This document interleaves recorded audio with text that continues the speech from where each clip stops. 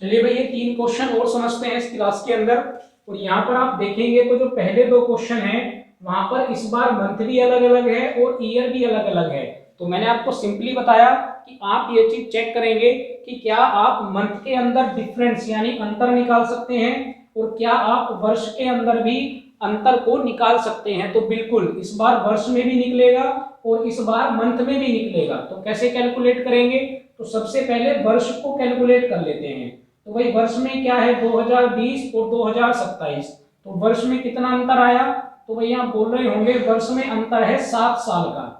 ये बात क्लियर हो गई। बिल्कुल पहले की तरह चलेंगे, 7 साल का अंतर हो गया। अब हम यहाँ पर क्या कैलकुलेट करेंगे? तो अब हम यहाँ पर लीप वर्ष को कैलकुलेट करेंगे। वो मैंने करने का तरीका आपको क्या बताया? भाई आपको हमेशा छोटे वाले वर्ष से ही शुरुआत करनी है। तो दोनों में छोटा कौन है? तो दोनों में छोटा है 2020। और आगे बढ़ा हुआ बड़े वाला वर्ष आपको क्या दिया गया है? तो वो आपको दिया गया है 2027। यानी आपको 2020 से और 2027 तक जाना है। अब बात कर लेते हैं 2020 की कि क्या ये लीप वर्ष है। तो 2 कंडीशन मैंने आपको बताई, एक तो 4 से डिवाइड होना चाहिए और दूसरा मैंने क्या बताया, इसके अंदर फरवरी शामिल होनी चाहिए। तो आपको मंथ दिया गया है जनवरी। भाई 2020 4 से डिवाइड है, पहली कंडीशन फॉलो हो गई। अब जनवरी से जब आप आगे जा रहे हो, क्योंकि आपको कहां तक जाना है, 2027 तक जाना है। शुरुआत आपने कहां से की है? जनवरी से। तो इसका मतलब इसके अंदर फरवरी आएगी। और अगर फरवरी इसके अंदर आएगी तो इसका मतलब 2020 कैसा वर्ष हो गया? ये एक लीप वर्ष हो गया। तो एक वर्ष तो आपको यहां से मिल गया। उसके बाद क्या आएगा? उसके बाद 2024 आएगा। तो ये भी लीप वर्ष होगा। कितने हो गए?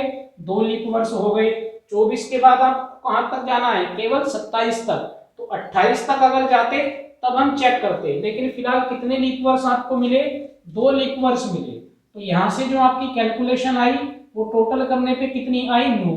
9 में से आप 7 का जोड़ा बना देंगे तो केवल कितना बचेगा? 2 बचेगा। अब इस 2 का आपको क्या करना है? अभी आपका आंसर नहीं आया। आंसर आपका इसलिए नहीं आया क्योंकि आपको अभी महीनों का अंतर भी निकालना है। तो इस 2 का आपको क्या करना है? ये 2 आप थोड़ी देर के लिए यहां लिख दीजिए। अब बात आती है कि ये 2 प्लस का लिखा जाएगा या ये 2 माइनस का लिखा जाएगा। तो आप वर्षों में कहां जा रहे थे? 2020 से 2027 पे जा रहे हैं। इसका मतलब आप वर्षों में कहां जा रहे हैं? आप वर्षों में आगे जा रहे हैं। तो इस 2 के साथ आप क्या लगा देंगे? तो 2 के साथ आप प्लस लगा देंगे। अब बात करते हैं मंथ की। मंथ आपको क्या दिया गया? जनवरी। और यहां पर आपको क्या दिया गया? अगस्त।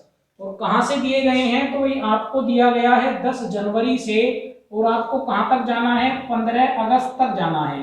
तो ये मैं आपको पिछली क्लास में बता के आया हूं कि आप मंथ के अंदर विषम दिन कैसे कैलकुलेट करते हैं। इसीलिए मैंने आपसे कहा कि पिछली क्लासेस को जब आप देखेंगे तो आपको कॉन्सेप्ट क्लियर होगा।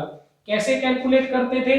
जो डेट हमें दी जाती है उसके हम क्या लेते हैं? जो पहली डेट दी जाएगी उसके हम शेष दिन लेते हैं और जो आखिरी वाली डेट दी जाती है वो हम उसी डेट को लेते हैं जो हमें दी गई है। तो भाई जनवरी में टोटल होते हैं 31 दिन, 10 हमें दिया गया है तो शेष कितने बचेंगे? 21। 21 को आप 7 से डिवाइड करोगे तो रिमाइंडर कितना आएगा? 0।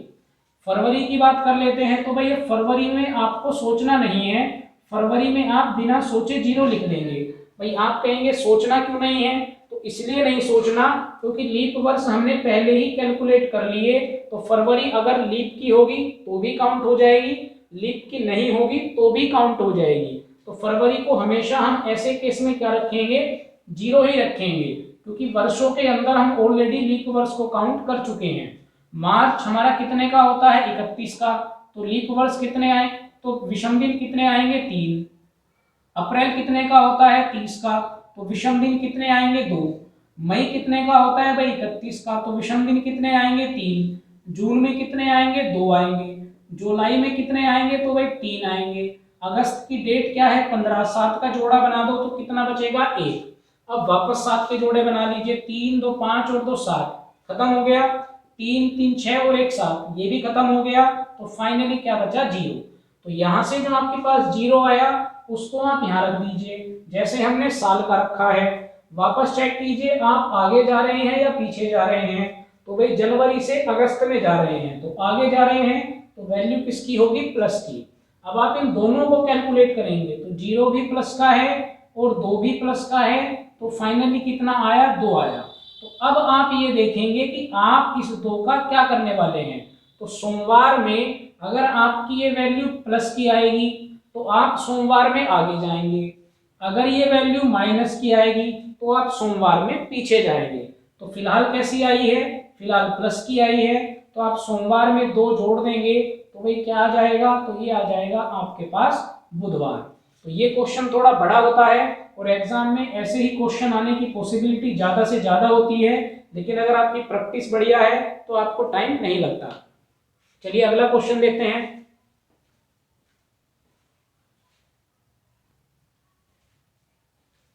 चलिए भाई अगला क्वेश्चन देख लेते हैं। लिखा हुआ है 28 नवंबर 2024 को रविवार है, तो 10 मई 2004 को कौन सा दिन होगा। अब आप तरीके समझ चुके होंगे। सबसे पहले हम वर्षों का अंतर निकालेंगे, क्योंकि मंथ का भी निकाल सकते हैं और वर्ष का भी निकाल सकते हैं। तो अंतर कितने का आएगा, तो भाई अंतर आएगा 20 का। ये तो वर्षों का अंतर हो गया। अब 2024 को चेक करेंगे, तो मैंने आपको बता दिया, आपको सिंपली कुछ नहीं करना, छोटे वाले वर्ष से शुरुआत करनी है। तो 2004 से आपको कहां तक जाना है, 2024 तक जाना है। अब 2004 को चेक कर लो, क्या ये लीप वर्ष होगा, तो भाई मई आ रहा है, फरवरी नहीं आ रही। आप सिंपली आप पहचानना सीखिए। आप आगे चल रहे हैं, मई से आगे चलेंगे तो 2004 लीप वर्ष काउंट नहीं होगा। तो 2004 के बाद क्या आया, 2008, फिर क्या आएगा 2012, फिर क्या आएगा 2016, फिर क्या आएगा 2020, और फिर आपको क्या दिया गया है 2024। तो अब आप 2024 को भी चेक कीजिए कि क्या ये लीप वर्ष है या नहीं है। तो भाई 4 से डिवाइड हो रहा है, तो एक कंडीशन तो फॉलो हो गई। अब 20 के बाद आप आगे जा रहे थे, 21 आएगा, 22 आएगा, फिर 23 आएगा, फिर 24 की शुरुआत कहां से होगी, जनवरी से, और आपको कहां तक जाना है, नवंबर तक। तो बिल्कुल क्लियर सी बात है कि इसके अंदर फरवरी आई है, तो आई है इसका मतलब 2024 भी कैसा होगा, ये भी एक लीप वर्ष होगा। तो टोटल कितने हो गए भाई, 4 तो हुआ नहीं था, तो 1 2 3 4 5, तो टोटल कितने हो जाएंगे, 5 हो जाएंगे। तो यहाँ से कितना आएगा, 25 आएगा। 25 को आप 7 से डिवाइड कर लेंगे तो आपके पास विषम दिन कितने बचेंगे, 4। जितने विषम दिन बचेंगे उनको आप यहाँ पर रखेंगे, तो आप रखेंगे तो आप 2024 से 2004 में जा रहे हैं। तो यहाँ पर तो आप आगे जा रहे थे, 2024 से 2004 में जा रहे हैं, इसका मतलब पीछे जा रहे हैं। तो वैल्यू किसकी हो जाएगी, तो आप लिखेंगे -4। ठीक है। अब आप मंथ को कैलकुलेट कीजिए। तो मंथ में आपको कहां से जाना है, छोटे वाले मंथ से शुरुआत करेंगे, जैसे छोटे वाले वर्ष से शुरुआत की थी। तो 10 मई से और कहां तक जाना है, तो आपको जाना है 28 नवंबर तक। तो भाई जो आपका ये वाला मंथ होगा, इसके आप शेष दिन लेते हैं। तो मई होती है 31 की, 10 आपको दिया गया, 21 दिन बचे तो कितना बच जाएगा, 0। मई के बाद जून आएगा तो रिमाइंडर कितना बचता है, 2। जुलाई में 3, अगस्त में 3, सितंबर में 2, अक्टूबर में 3, नवंबर को आपको क्या डेट दी गई है, 28। तो दी गई डेट पर ही कैलकुलेट करते हैं, तो 7 से डिवाइड करेंगे, रिमाइंडर क्या बच जाएगा, 0। वापस समझ लीजिए, मई में 21 दिन बचे तो 7 के 21, रिमाइंडर 0 बचा। जून में 2, जुलाई में 3, अगस्त में 3, सितंबर में 2, अक्टूबर में 3, नवंबर की डेट पे कैलकुलेट करोगे तो 0 आएगा। वापस जोड़े बनाएंगे, 3 3 6 और 2 8, 1 बच जाएगा। तो 3 और 1 4 और 2 6, तो फाइनली कितना बचेगा, केवल 6 बचेगा। आप ऐसे भी कैलकुलेट कर सकते हैं, 3 और 2 5, 5 और 3 8, 8 और 3 11, 11 और 2 13, 13 को आपने 7 से डिवाइड किया तो रिमाइंडर कितना आया, 6। अब ये 6 प्लस का है या माइनस का, वो आपको यहाँ पर लिखना है। तो भाई नवंबर से मई में जा रहे हैं, मंथ को देखिए तो पीछे की तरफ जा रहे हैं, क्योंकि नवंबर से पहले क्या आता है, मई आता है। तो ये वैल्यू भी किसकी होगी, ये वैल्यू भी माइनस की होगी। तो माइनस के हो गए 6, माइनस के हो गए 4, तो टोटल माइनस के कितने हो गए, 10। 7 का जोड़ा बनाएंगे तो माइनस का कितना बचेगा, 3। अब आप अपने आंसर पर पहुंचे हैं, यानी आपको रविवार में 3 दिन पीछे जाना है। तो या तो आप 3 दिन पीछे चले जाएं या आप 4 दिन आगे चले जाएं, आंसर पर फर्क नहीं पड़ता। तो अगर 3 दिन पीछे जाएंगे तो रविवार से पहले शनिवार, शनिवार से पहले शुक्रवार, और शुक्रवार से पहले क्या आ जाएगा, तो भाई शुक्रवार से पहले आ जाएगा बृहस्पतिवार, और ये हो जाएगा आपका आंसर। तो आई होप कि दोनों क्वेश्चन आपको समझ में आए हैं। थोड़े कैलकुलेटिव है, लेकिन जब आप इनकी प्रैक्टिस करेंगे तो आपको कॉन्सेप्ट अच्छे से समझ में आएगा। चलिए एक बार थर्ड और लास्ट वाला क्वेश्चन इस क्लास का देख लेते हैं।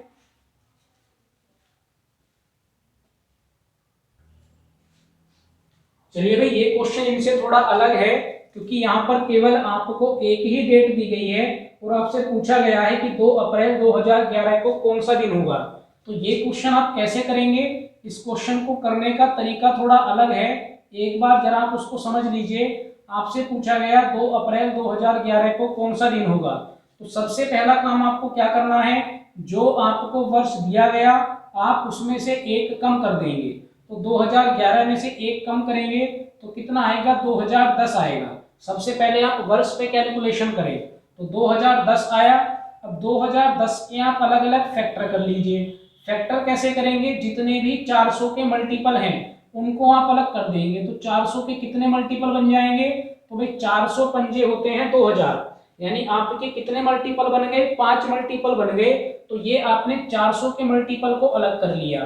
तो शेष आपके पास कितना बचा, तो शेष आपके पास बचा 10। अब आप ध्यान कीजिए कि मैंने आपको लीप वर्ष कैलकुलेट करने बताए और मैंने आपको विषम दिन कैलकुलेट करने बताए। तो मैंने आपको एक कोड बताया था 5310, और ये किसका कोड था, तो ये विषम दिन का कोड था। अगर आपको ये बात याद है, ये किसका कोड था, ये विषम दिन का। ये 100 पर थे, ये 200 पर थे, ये 300 पर थे और ये 400 पर थे। ये मैंने आपको बताए थे। तो क्योंकि ये 400 का मल्टीपल है तो इसके अंदर विषम दिन कितने होंगे, तो भाई इसके अंदर विषम दिन होंगे 0। अब केवल ये 10 वर्ष बच गए और मुझे क्या करना है, मुझे इसके अंदर विषम दिन कैलकुलेट करके लाने हैं।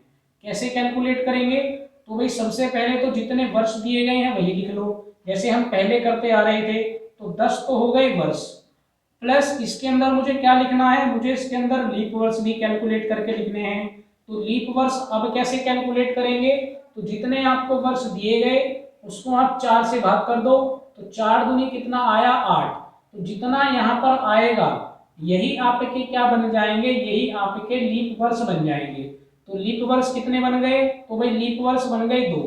10 और 2 को जोड़ोगे तो टोटल कितना आ जाएगा, 12। 12 में से 7 का जोड़ा बनाओगे तो यहाँ से कितना बचेगा, 5। तो फाइनली जो आपने 2011 कैलकुलेट किया, इस 2011 को कैलकुलेट करने के बाद आपके पास वैल्यू कितनी आई, 5 आई। एक तो आप इसको संभाल के रख लीजिए, ठीक है। अब क्या बचा, अब 2 अप्रैल बचा। तो ऐसे केस में हमेशा हम शुरुआत करते हैं जनवरी से, और जनवरी से हमें कहाँ तक जाना है, तो भाई जनवरी से हमें जाना है अप्रैल तक, ठीक है। और जनवरी में हमें वही काम करना है। कहाँ से शुरुआत करेंगे, 1 जनवरी हमारा क्या है, 1 जनवरी से हमने शुरुआत करी तो हम क्या लेते हैं, हम जनवरी के विषम दिन लेंगे। तो 1 जनवरी से जनवरी कितने की होती है, 31 की। तो विषम दिन कितने आएंगे, 3 आएंगे।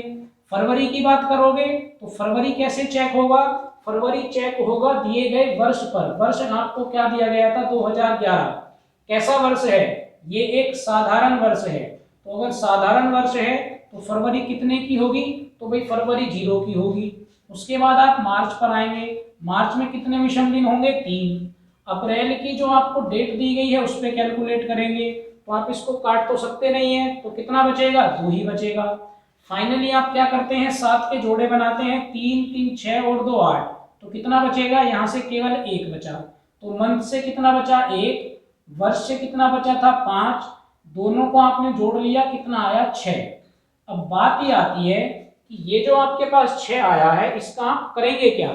भाई ना तो आपके पास दिन है जहां पर आप आगे या पीछे जा सकें, आपके पास तो केवल 6 आया। तो आपको क्या करना है, आपको लिखना है 0 1 2 3 4 5 और 6। भाई 0 का मतलब क्या होता है, छुट्टी, यानी इस दिन आपका क्या पड़ेगा, इस दिन आपका संडे पड़ेगा, यानी रविवार पड़ेगा, ठीक है। 1 तारीख का क्या होगा, तो 1 तारीख का मंडे होगा। 2 तारीख का ट्यूसडे होगा। 3 तारीख का वेडनेसडे, ठीक है। 4 तारीख का आपका क्या होगा, थर्सडे होगा। 5 तारीख का क्या होगा, फ्राइडे होगा।